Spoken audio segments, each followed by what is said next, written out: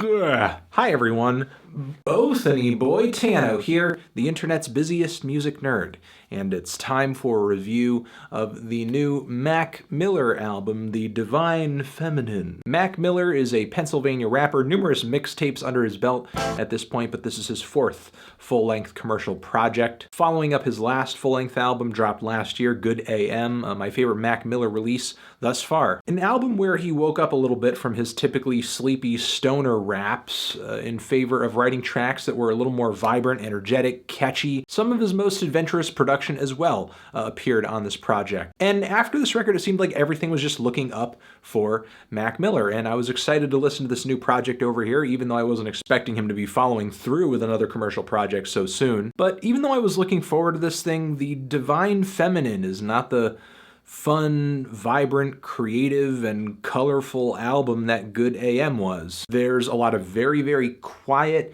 melodic, smooth jazz rap, neo-soul on this thing, and Mac Miller seems to return to the very low-key vocal delivery that has underwhelmed me so much in the past. So it's a bit of a change of pace, and in a way ambitious because Mac Miller is sticking to something for 10 very succinct tracks, but I don't really think he draws anything that fantastic out of this direction. Instead, this album turns out kind of weak because Mac Miller thinks that his singing can kind of carry numerous songs from beginning to end when it just can't. Especially in the case of the track Soulmate, where very quickly my ears just glaze over in boredom due to Mac Miller's lifeless vocal delivery and the song's relatively slow pulse. Most of the time with his vocals and the production on this record, it seems like Mac Miller is shooting for seductive, sensual, and intoxicating, but for the most part this album reads more like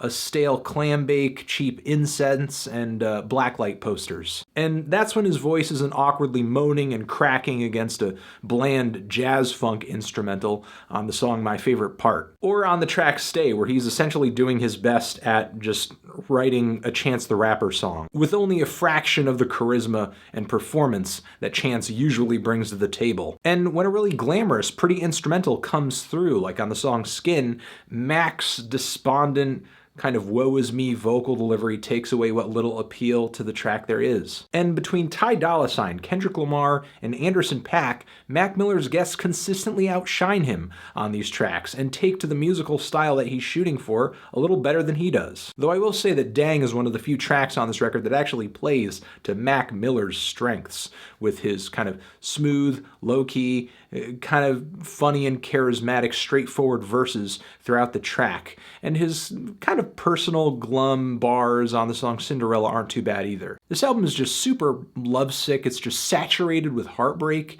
and lust, but it all manifests itself in like the most pitiful of ways. Unless you want to listen to a track where Mac Miller is effectively whispering into your ear about wanting to procreate, that is. Personally, I don't see this record getting too much traction outside of Mac Miller's hardcore fan base, though I do give it to him for not only sticking to a sound and a theme for an entire record, but what's going on this album is very kind of current. It's very now, it's very hip. The whole jazz rap thing and neo-soul thing is very popular at the moment. I just kind of question whether or not Mac Miller really did his homework and did this sound, did this style any justice. I'm feeling a decent to strong 4 on this project, Tran. And those are my thoughts on this new Mac Miller record. If you're pissed off about them, that's fine, you don't have to agree. But feel free to voice your anger at me through the internet if that will make you feel better. Did you love this album? Did you hate this album? Why? What do you think I should review next? And that's it, guys. Mac Miller, The Divine Feminine, forever.